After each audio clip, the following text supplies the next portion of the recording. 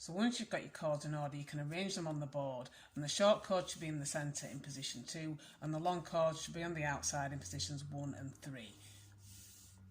So to work the first part of your bracelet, you want to work square knots using the cords in positions 1 and 3 over the cord in position 2.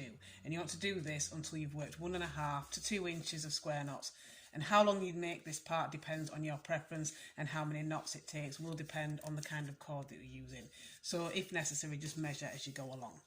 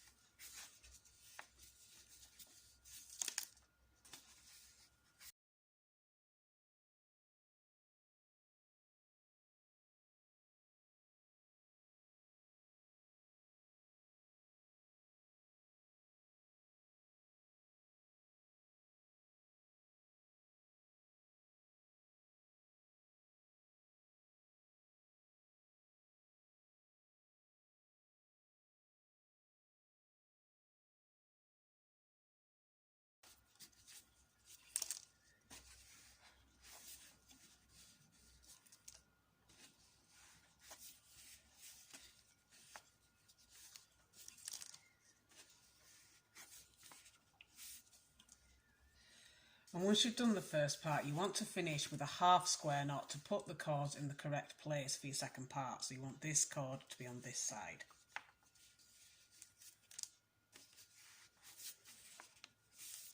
And once you've done that, you can remove it from the board and undo your temporary knot.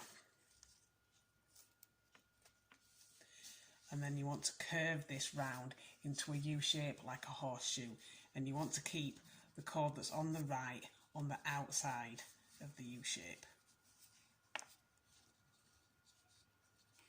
And you should have something that looks like this, and then you can attach this to the top of your board.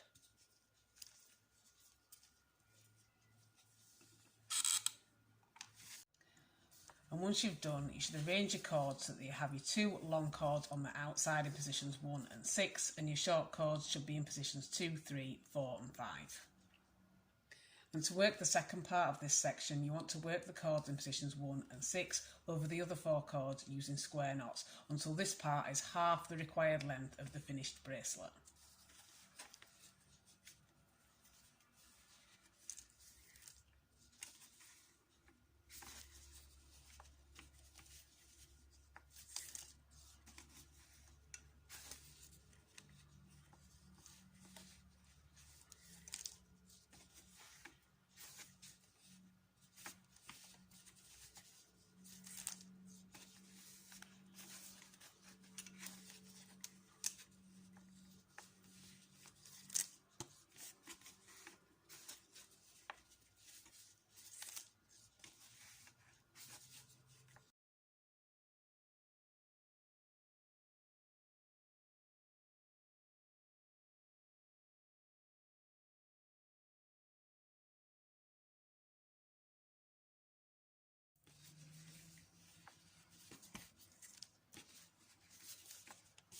So once you've done the first part, as long as you want it, you can remove it from the board, and then you want to do the exact same thing with your other section in whatever colour order you want for your second part.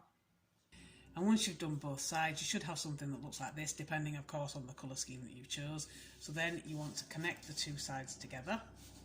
So you want to take one facing in this direction and one facing in that direction, and then you want to take the end from one and feed it through the loop of the other, and just pull ends through here.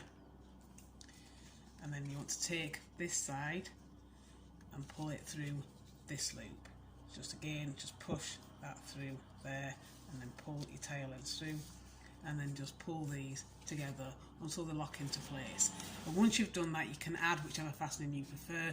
You could often do just a tie-on end for these ones with a braid, but I'm going to add a button to mine. But you can do obviously whichever fastening you prefer. And when you're finished, you should end up with something that looks like this. So like I say, I did a button fastening, but you could go for a simpler braided tie on end if you prefer. And that is your completed Infinity Macrame bracelet.